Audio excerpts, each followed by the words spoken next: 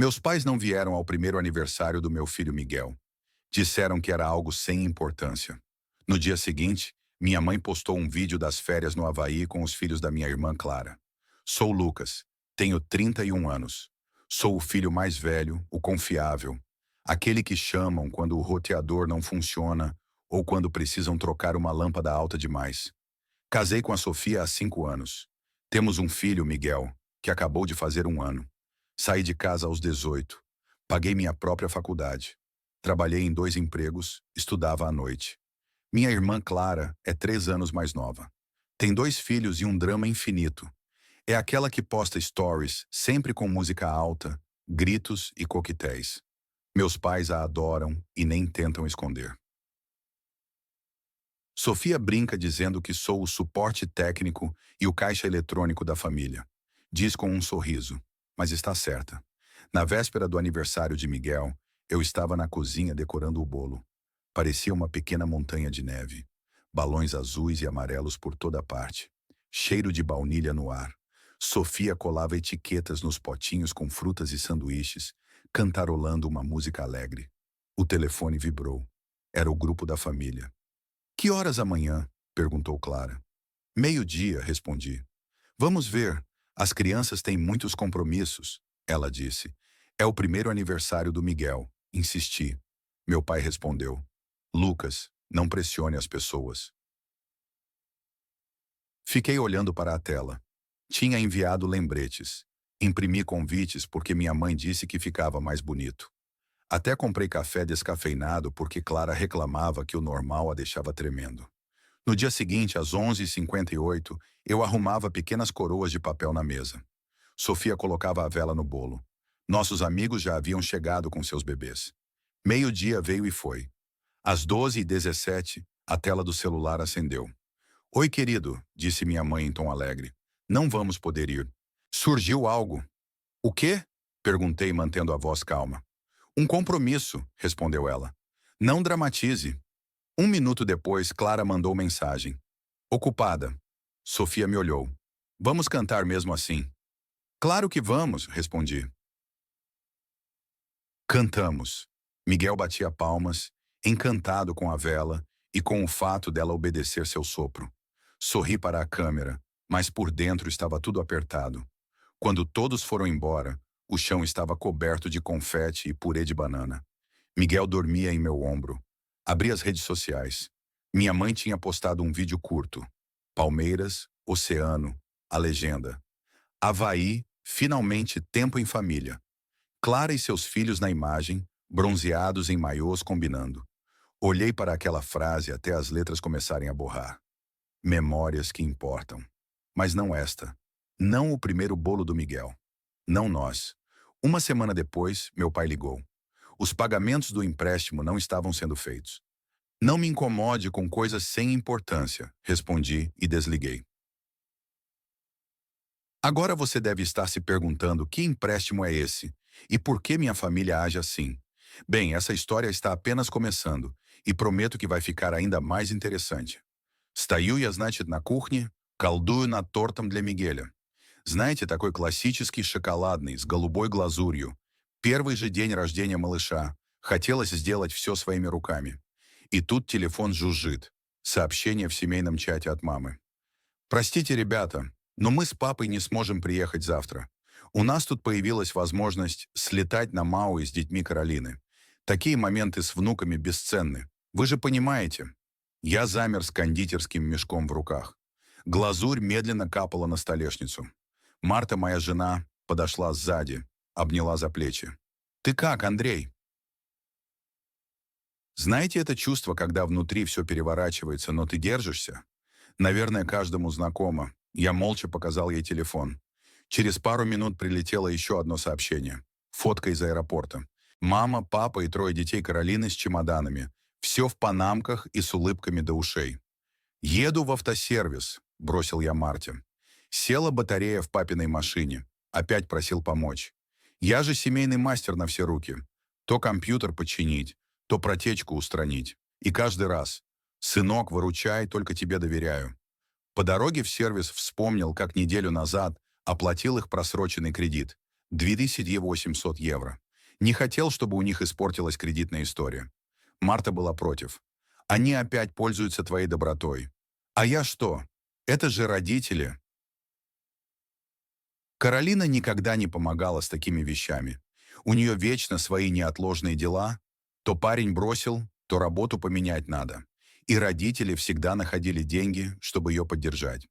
А я просто старший сын, который всегда со всем справится. Вернулся домой поздно. Марта уже спала. На кухонном столе торт с подтекшей глазурью.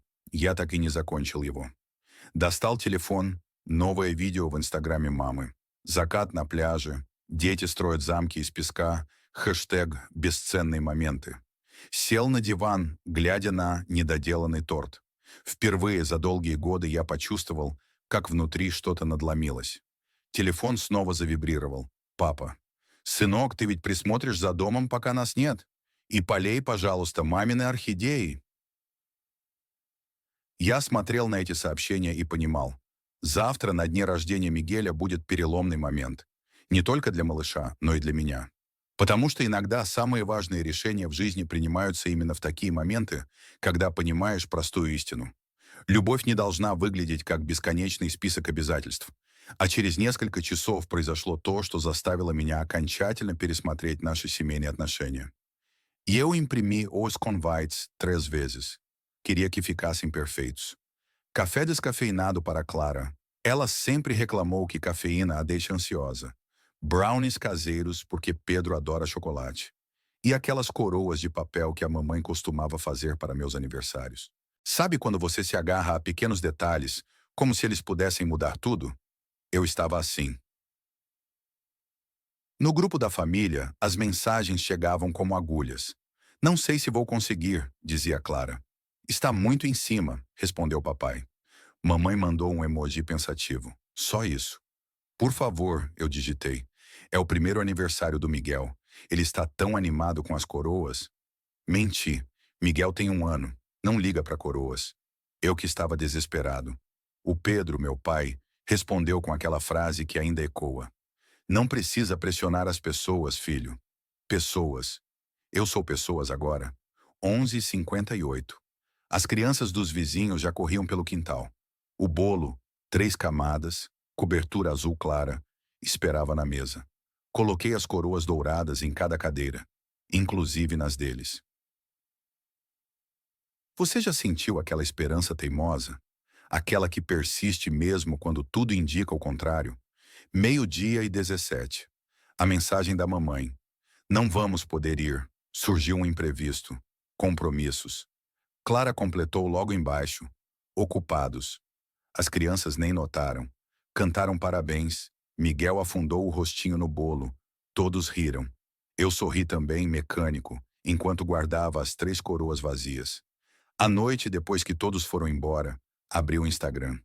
O stories da mamãe apareceu primeiro. Praia, coqueiros, mar azul do Havaí. Clara e seus filhos, meus sobrinhos que mal conheço, fazendo castelos de areia. A legenda, momentos que importam. Fiquei olhando aquele vídeo por horas. O som das ondas, as risadas, a tag Art Family First brilhando embaixo. Miguel acordou chorando. Peguei ele no colo, cantei aquela música antiga que mamãe cantava para mim. Momentos que importam. Repeti baixinho, sentindo o peso dessas palavras. Naquela noite, fiz algo que nunca tinha feito. Abri meu laptop e comecei a escrever uma carta. Não para eles. Já tinha desperdiçado palavras demais. Era uma carta para Miguel, para quando ele crescer. Queria explicar por que nas próximas fotos de aniversário teriam menos coroas na mesa. Por que alguns espaços ficariam vazios. E, principalmente, porque às vezes o amor precisa ser protegido, mesmo que isso signifique fechar algumas portas. Mas enquanto digitava, percebi algo estranho no e-mail. Uma mensagem antiga de anos atrás, da época em que Clara ainda me chamava de irmãozinho. Havia algo ali, um segredo que explicaria tudo. E quanto mais eu lia, mais meu mundo começava a desmoronar. Глубокий вздох. Знаете, это было 3 года назад.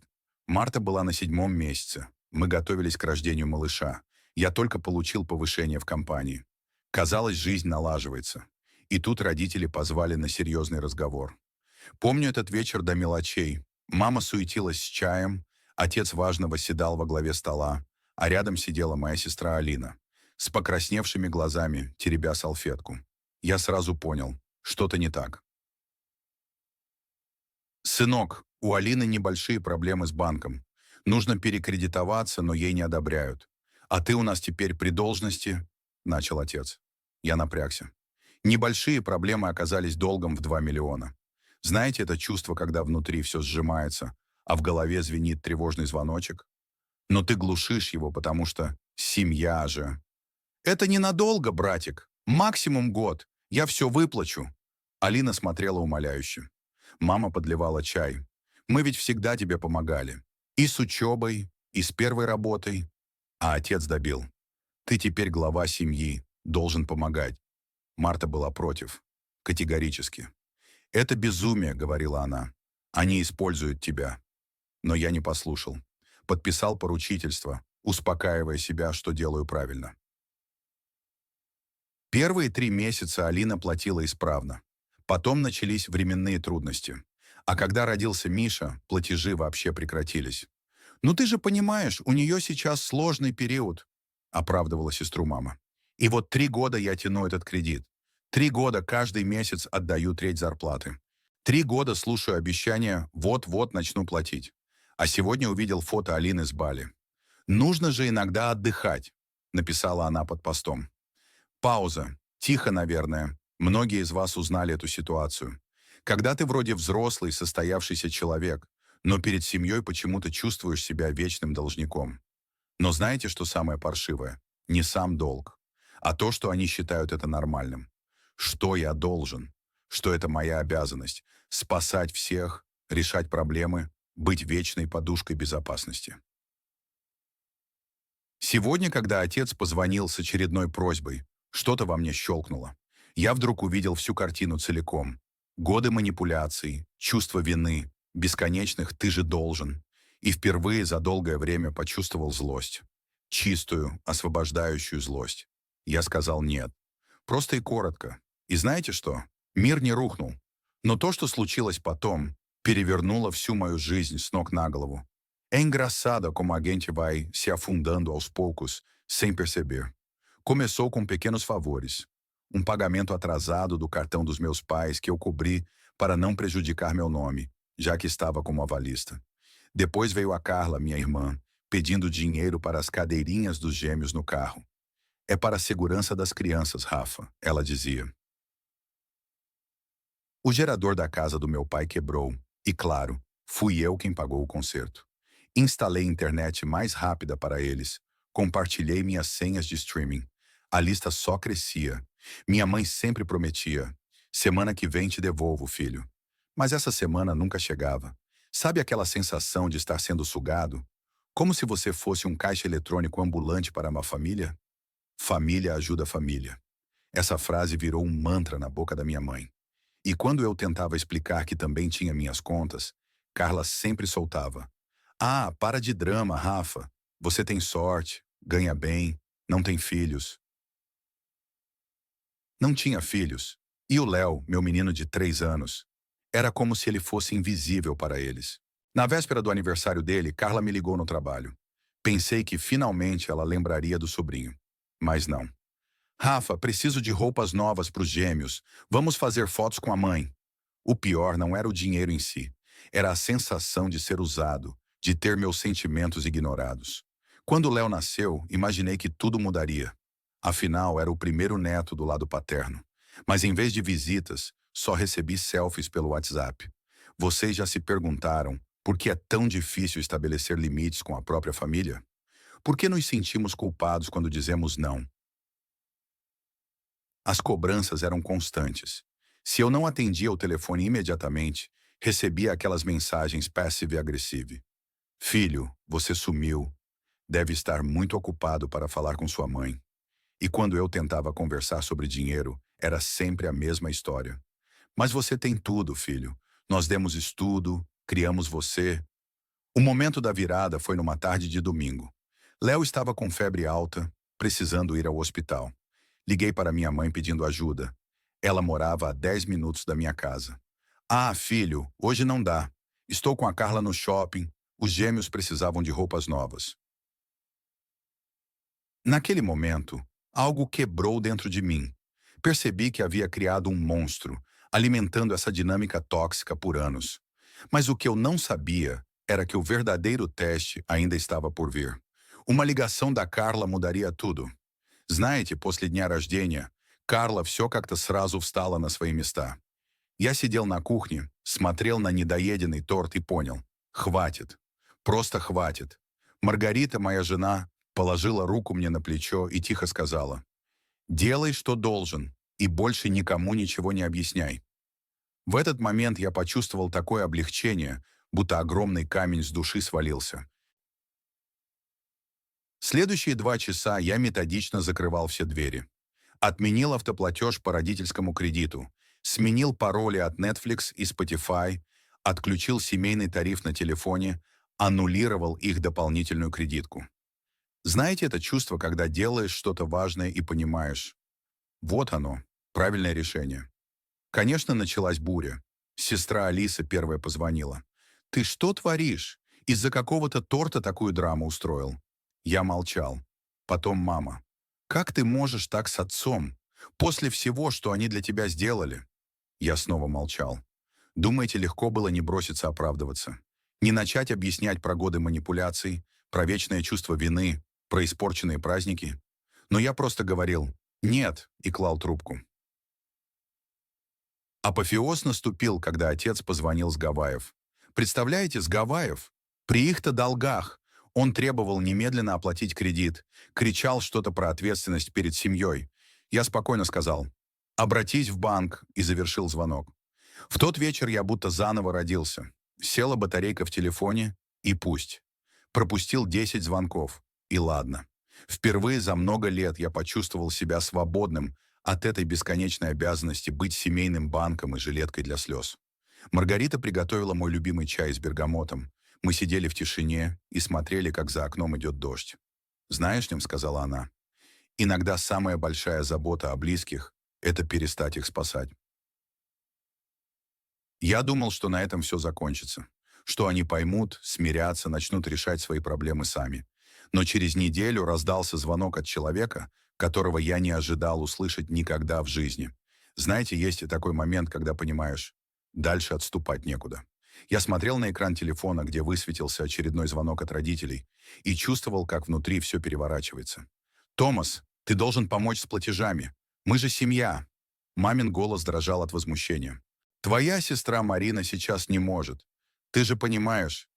Я глубоко вздохнул и ответил спокойно. «Мам, давай на чистоту. Вы только что вернулись с 2-недельного отпуска на Бали. Папа звонил мне прямо с пляжа, требуя перевести деньги за ваш кредит. В тот самый день, когда моему сыну Максиму исполнилось 5 лет». Знакомо вам это чувство? Когда любовь к близким превращается в удавку из обязательств. «Но мы же не могли прилететь. Билеты были куплены заранее», — возразила мама. Я усмехнулся. «А предупредить за месяц, что не придете, тоже было нельзя? Максим ждал вас. Рисовал картинки. Спрашивал, когда приедут бабушка с дедушкой. Ты стал таким черствым, Томас. Думаешь только о деньгах», — подключился папа. «Нет, пап. Я думаю о уважении. О том, что взрослые люди платят по своим счетам. О том, что нельзя использовать одного ребенка как банкомат, чтобы спонсировать отпуск другого». Марина написала гневное сообщение. «Ты бессердечный. Я сейчас в сложной ситуации». Да, ситуация сложная. 3-й отпуск за год при отсутствии работы. Анна, моя жена, положила руку мне на плечо. «Ты все правильно делаешь. Хватит быть для всех банком последней надежды». Я заблокировал звонки и убрал телефон. В гостиной Максим с Анной строили замок из мягких кубиков. Сын улыбнулся. «Папа, смотри, какая высокая башня». «Классная башня, чемпион!» Я присел рядом, помогая установить очередной кубик. В этот момент я понял. Вот она, моя настоящая семья. Здесь не нужно доказывать свою любовь платежками и переводами. Телефон в ящике продолжал вибрировать. Марина строчила сообщение в семейный чат, обвиняя меня во всех грехах.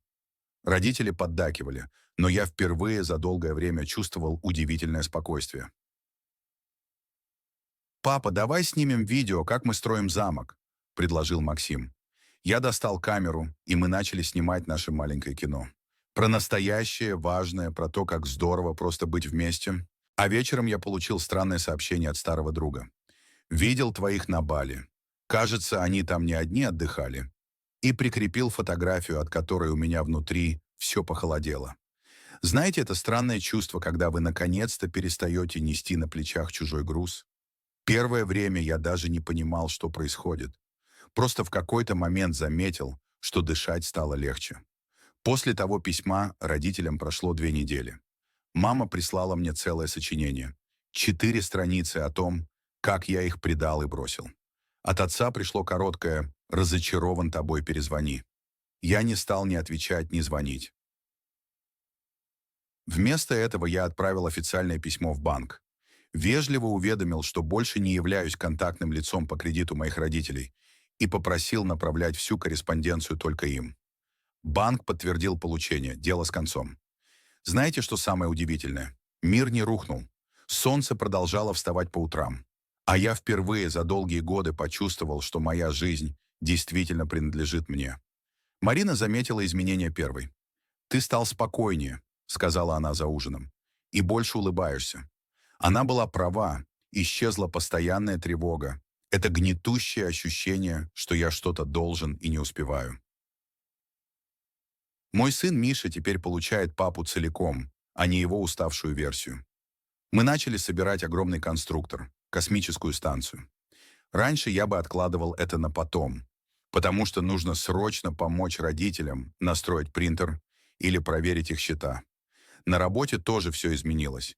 Нет, задачи остались прежними, но исчез этот фоновый шум в голове. Знаете, как будто в компьютере закрыли десяток ненужных программ, и он наконец-то перестал тормозить. Я даже начал ходить в спортзал, представляете? 3 раза в неделю, рано утром. Раньше мне казалось, что это непозволительная роскошь — тратить время на себя. Теперь я понимаю, насколько это важно. Родители продолжают писать. Каждое их сообщение как маленькая бомба. «Мы болеем. Нам тяжело без тебя. Ты обязан помогать. Но теперь у меня есть четкая граница. 3 пункта из того письма. Я держусь за них, как за спасательный круг. Недавно мы с Мариной планировали отпуск, и я поймал себя на мысли. Впервые за много лет я не думаю о том, как мое отсутствие скажется на родителях. Это мое время, моя жизнь, мой выбор. Вчера встретил старого друга Андрея. Он спросил, как дела с родителями. Он знает всю историю. Я рассказал про изменения, а он улыбнулся и сказал: «Наконец-то ты начал жить свою жизнь, а не их». Но знаете, что самое интересное? Я чувствую, что это только начало. Как будто я открыл дверь в новую комнату, а там еще столько дверей. И за каждой часть меня настоящего, которую я так долго прятал. Я снова засмеялся, так что даже в ребрах почувствовал. Знаете это ощущение, когда смех приходит не от веселья, а от осознания абсурдности ситуации? Вот именно такой смех у меня и вырвался. София позвонила мне вчера вечером, плакала в трубку, рассказывала про сокращение на работе и проблемы с оплатой детского сада для близнецов. Просила помощи, намекала на старые долги. Я спокойно выслушал и сказал: «Знаешь, я могу помочь тебе найти работу, посидеть с детьми, когда будешь на собеседованиях, но платить по твоим счетам больше не буду». Она не ожидала такого ответа. Начала кричать что-то про ответственность, про то, как я все разрушил. Я просто слушал, не перебивая. А потом тихо сказал: «Я отпускаю тебя, София. И себя тоже отпускаю». Знаете, странное чувство, когда понимаешь, что больше не обязан спасать того, кто не хочет спасаться сам. На следующий день позвонили родители. У них проблемы с банком. Просрочки по кредиту угрожают коллекторами. Папа начал издалека: «Сынок, мы тут подумали». Я уже знал, к чему он ведет. Вместо денег я дал им контакты финансового консультанта и предложил помочь составить план погашения долга. Sure. Они пришли ко мне в воскресенье. Принесли мой любимый пирог, но было заметно, обиделись. Мама все вздыхала, папа хмурился. А я смотрел на них и думал: Как же долго я путал любовь с виной и ответственностью за чужие решения. Вечером того же дня я сидел на веранде своего нового дома. Тихо шелестели листья, в траве стрекотали сверчки. Впервые за долгое время я чувствовал настоящий покой. Не тот выматывающий покой, когда ты всех спас и можешь передохнуть до следующего кризиса, а глубокий правильный покой человека, который наконец-то перестал бежать. Теперь я понимаю, нельзя помочь тому, кто использует твою помощь как костыль. Нельзя спасти того, кто не готов спасать себя сам. Любовь — это не когда ты берешь на себя чужую жизнь. Любовь — это когда ты даешь другому пространство для роста. Андрей, мой психотерапевт, говорит, что это называется здоровые границы. Я называю это свободой. Свободой дышать полной грудью. Свободой говорить «нет». Свободой быть собой. Вчера я нашел старую фотографию. Мы с Софией и близнецами в парке аттракционов. Знаете, что удивительно? Я больше не чувствую горечи, глядя на нее. Только легкую грусть и благодарность за уроки, за опыт, за то, что эта история привела меня к себе настоящему. А потом зазвонил телефон. И этот звонок перевернул все, во что я только начал верить. Aqui está o outro em português, mantendo o tom emocional e os elementos principais da história. Quando olho para trás, para aquele bolo de aniversário do Léo que decorei sozinho, percebo quanto mudou desde então. Não apenas na superfície, mudou dentro de mim, nas minhas fronteiras, na forma como respiro agora. Jason, aquele suporte técnico familiar e caixa eletrônico ambulante, como Nora costumava dizer, já não existe mais. E sabem de uma coisa? Está tudo bem assim. Meus pais ainda mandam mensagens ocasionais. Bianca ainda tenta, de vez em quando, com suas emergências. Mas agora há uma diferença fundamental. Existe uma porta, e eu tenho a chave. O mais interessante é que, quando parei de ser o eterno resolvedor de problemas, descobri tempo para coisas que realmente importam. Como ver Léo construindo torres com seus blocos, ou simplesmente sentar com Nora no final do dia, sem o telefone tocando constantemente. Claro, não foi fácil. Houve dias em que o silêncio do telefone pesava como chumbo. Dias em que me perguntava se estava sendo cruel demais. Mas então olhava para meu filho, para nossa vida sem drama constante, e sabia que tinha feito a escolha certa. E sabe o que é mais surreal? Na semana passada, recebi uma carta do meu pai. Não um pedido de dinheiro ou ajuda técnica. Uma carta real escrita à mão. Ele disse que está começando a entender. Não pediu desculpas, ainda não. Mas mencionou que vendeu o segundo carro como sugeri. É um começo. Bianca ainda está lutando com suas contas, mas pela primeira vez está procurando ajuda profissional, não do irmão mais velho. Às vezes, o maior presente que podemos dar a alguém é deixá-lo enfrentar suas próprias batalhas. Quanto à minha mãe, bem, ela parou de postar fotos das férias. Agora compartilha receitas. Talvez seja sua forma de dizer que está pensando em casa, em família, em coisas mais simples. Mas a verdadeira surpresa, Nora está grávida novamente. E desta vez, quando contamos a notícia, não houve drama, não houve pressão. Apenas um simples parabéns no grupo da família. É engraçado como às vezes precisamos perder algo para ganhar tudo. Como precisamos nos distanciar para ver com clareza. Como precisamos ficar em silêncio para finalmente ser ouvidos. E vocês, já viveram algo parecido? Já precisaram redesenhar suas fronteiras familiares? Me contem nos comentários. Adoraria saber suas histórias. Ah, e se você está se perguntando sobre o próximo capítulo dessa história, bem, digamos que a chegada de um novo bebê sempre traz suas próprias surpresas. E desta vez, as regras do jogo são completamente diferentes. Nos vemos no próximo vídeo. E lembrem-se, às vezes, o maior ato de amor é simplesmente dizer não. CTA final. Se esta história tocou seu coração, não se esqueça de se inscrever no canal e ativar as notificações. Tem muito mais por vir.